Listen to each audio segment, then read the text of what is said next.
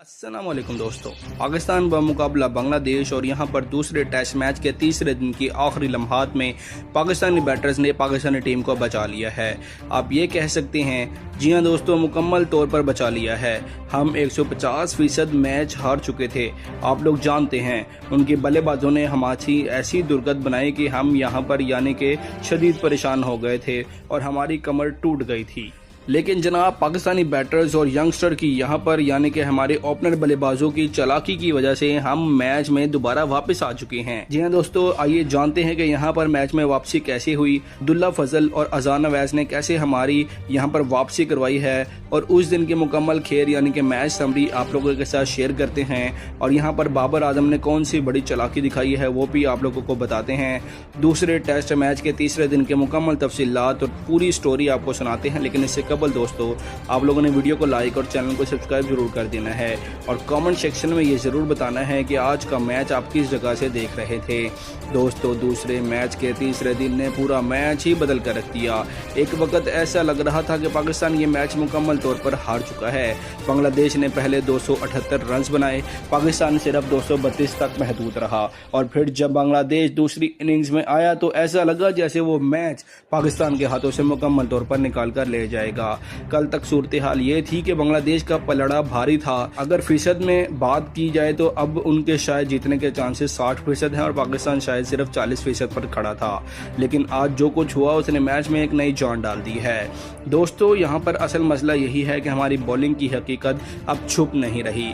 एक दो मैचेस में आप बच सकते हैं, कभी पिच सपोर्ट कर देती है, कभी बैटर गलती कर जाता है, लेकिन आखिरकार असल हकीकत सामने आ ही जाती है। हमारे बॉलर्स में लाइन और लेंथ भी है, टेक्निक भी है, कॉन्फिडेंस भी है, लेकिन जो सबसे अहम चीज़ है वो पेस नहीं है।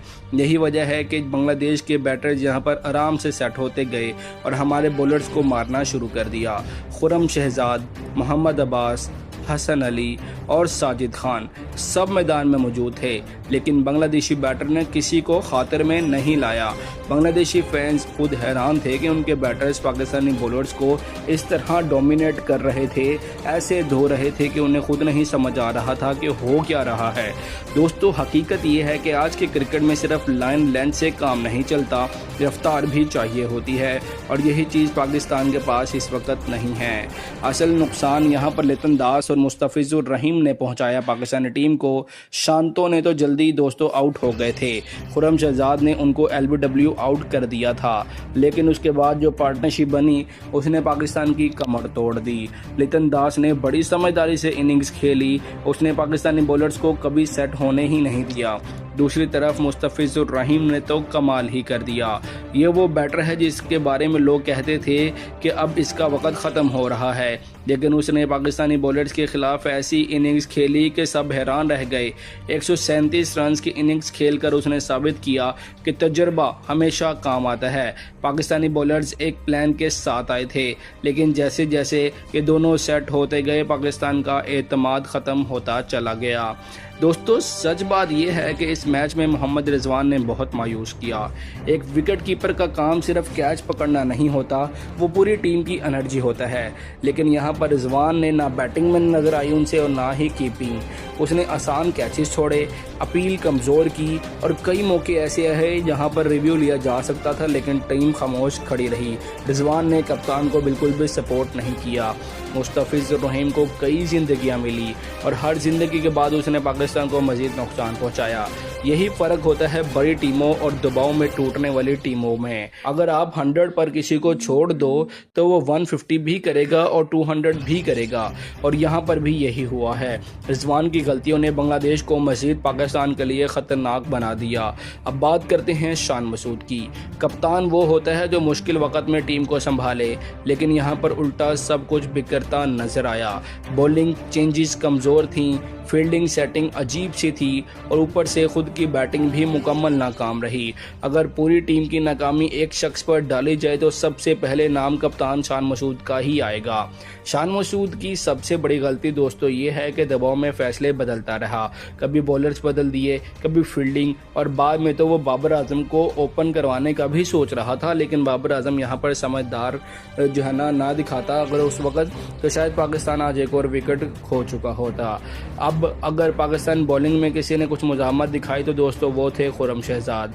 उसने 4 विकेटें ली, मुसलसल कोशिश करता रहा, मेहदी हसन महराज को बोल्ड किया, एक शानदार लम्हा था वो। लेकिन मसला ये है कि अकेला बॉलर क्या करे, जब दूसरे एंड से रन्स बह रहे हों तो दबाव ख़त्म हो जाता है। खुर्रम शहजाद ने 20 ओवर्स में 86 रन देकर 4 विकेटें हासिल की, लेकिन हकीकत ये है कि इस वक्त तक बांग्लादेश मैच में गिरफ्त मजबूत कर चुका था।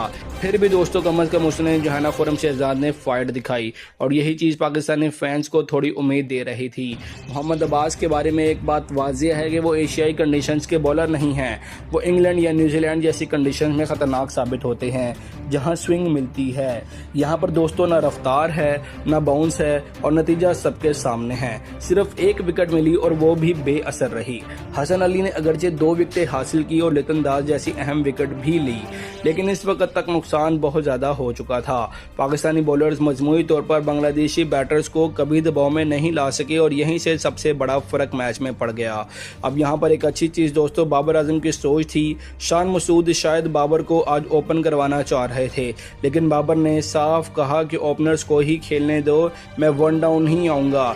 ये फैसला बहुत अहम था। बाबर जानता था कि अगर शुरू में एक और विकेट गिर गई तो पाकिस्तान मुकम्मल तौर पर मैच से बाहर हो जाएगा, इसलिए उसने टीम के लिए बेहतरीन फैसला किया। यही चीज़ एक सीनियर खिलाड़ी को दूसरों से मुख्तलिफ बनाती है। फॉर्म चाहे जैसी भी हो, दिमाग ठंडा होना चाहिए, और बाबर ने आज यही किया। अब असल बात आती है दोस्तों पाकिस्तानी यंगस्टर की।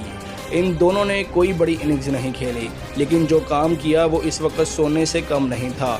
उन्होंने विकेट नहीं दी, और यही सबसे बड़ी कामयाबी थी। 437 रन का हदफ सामने था, और अगर पाकिस्तान दिन के इख्तिताम पर 1-2 विकेटें खो देता तो मैच वहीं ख़त्म हो जाता। लेकिन अब्दुल्ला फजल और अजान अवैस ने इंतहाई सब्र से खेलते हुए बांग्लादेशी बॉलर्स को मायूस कर दिया। वो रन्स बनाने नहीं आए थे, वो सिर्फ दिन ख़त्म करने आए थे, और उन्होंने यही किया। यहाँ पर एक बात साफ नज़र आती है कि हमारे नौजवान खिलाड़ी इस वक्त सीनियर से ज़्यादा समझदार दिखाई दे रहे हैं। उन्होंने हालात को पढ़ा, दबाव को समझा और विकेट बचाई। यही वजह है कि पाकिस्तान अब भी इस मैच में जिंदा है। अब सूरत हाल दोस्तों ये है कि पाकिस्तान को 437 रन चाहिए, तमाम विकेटें हाथ में हैं, 2 दिन बाकी हैं। सुनने में तो अच्छा लगता है, लेकिन हकीकत ये है कि ये बहुत मुश्किल काम है, क्योंकि ये वही टीम है जो पहली इनिंग्स में 232 रन पर बनाकर आउट हो गई थी, और पिछले मैच की दूसरी इनिंग्स में 167 रन पर आउट हुई थी। अगर पाकिस्तान को ये मैच बचाना या जीतना है तो बाबर आजम, अब्दुल्ला फजल और अजान अवैस को लंबी इनिंग्स खेलनी होगी, क्योंकि सच यही है कि बाकी बैटिंग लाइनअप पर ज़्यादा एतमाद नहीं किया जा सकता। साउथ शकील, शान मसूद और दूसरे बैटर्स को अब खुद को साबित करना होगा, वरना ये मैच बांग्लादेश आराम से जीत जाएगा।